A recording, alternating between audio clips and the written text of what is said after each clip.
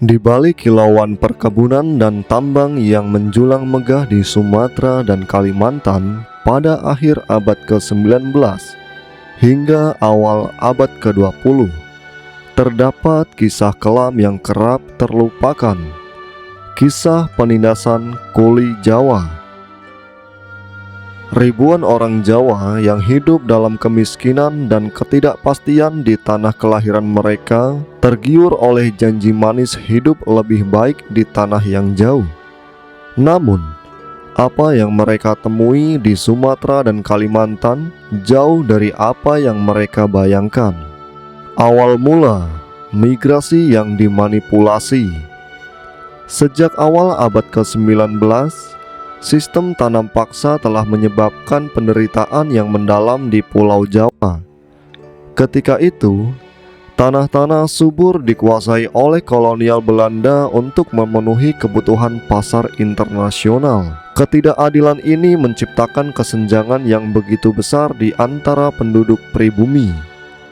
Demi bertahan hidup, banyak petani Jawa yang kemudian tertarik oleh program kolonial yang menawarkan pekerjaan di perkebunan-perkebunan di Sumatera, khususnya di Deli dan di tambang-tambang Kalimantan.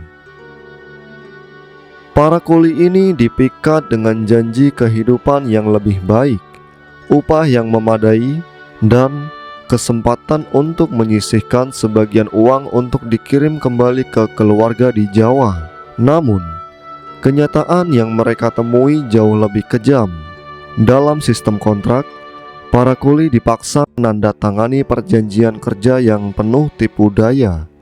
Banyak yang tidak bisa membaca atau memahami isi kontrak yang mereka tanda tangani.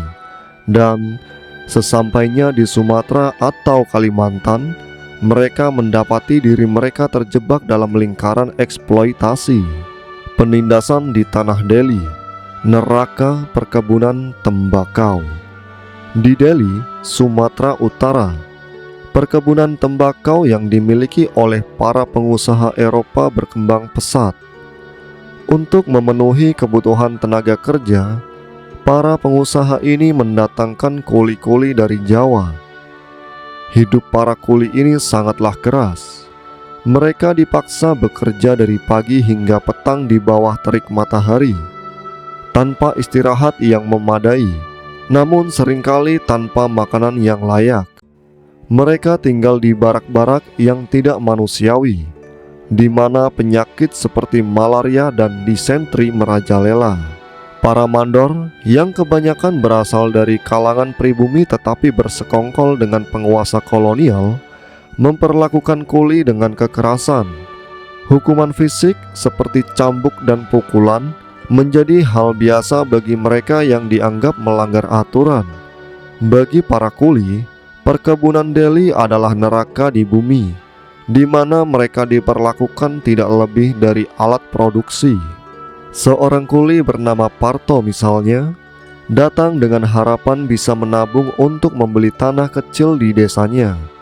Namun, kenyataan yang dihadapinya begitu pahit. Setelah bertahun-tahun bekerja, tubuhnya melemah oleh kerja paksa dan penyakit.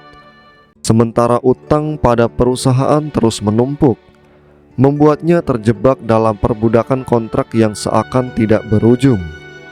Kalimantan, tambang batu bara dan nasib kuli yang tertindas. Sementara itu, di Kalimantan, tambang batu bara menjadi tempat lain di mana kuli-kuli Jawa mengalami penindasan yang tak kalah kejamnya. Para kuli dipekerjakan dalam kondisi yang sangat berbahaya, masuk ke dalam perut bumi tanpa perlindungan yang memadai. Kecelakaan tambang seringkali terjadi, tetapi keselamatan para kuli jarang menjadi perhatian majikan mereka. Kondisi kehidupan di tambang sama buruknya dengan di perkebunan. Selain pekerjaan fisik yang berat, kuli-kuli ini juga harus menghadapi pengawasan ketat dari para pengawas tambang. Mereka diperlakukan seperti barang yang bisa dibuang kapan saja jika sudah tidak produktif lagi. Banyak kuli yang tidak pernah bisa kembali ke Jawa karena penyakit atau cedera yang mereka derita di tempat kerja. Mereka yang bertahan hidup seringkali kembali dalam keadaan lebih miskin dan terluka daripada saat mereka berangkat. Perlawanan dan kesadaran, benih-benih revolusi. Meski hidup dalam kondisi yang sangat tidak manusiawi, perlahan-lahan kesadaran untuk melawan mulai tumbuh di antara para kuli. Pemberontakan kecil mulai muncul di berbagai perkebunan dan tambang. Para kuli yang muak dengan perlakuan tidak adil mulai mengorganisir diri mereka. Salah satu contoh terkenal adalah perlawanan kuli di perkebunan Delhi pada tahun 1920-an yang meskipun berakhir dengan kekerasan, menjadi simbol perjuangan melawan penindasan. Kesadaran akan hak-hak buruh ini juga mulai menjalar ke kalangan intelektual dan aktivis di Pulau Jawa, yang kemudian menuntut perubahan.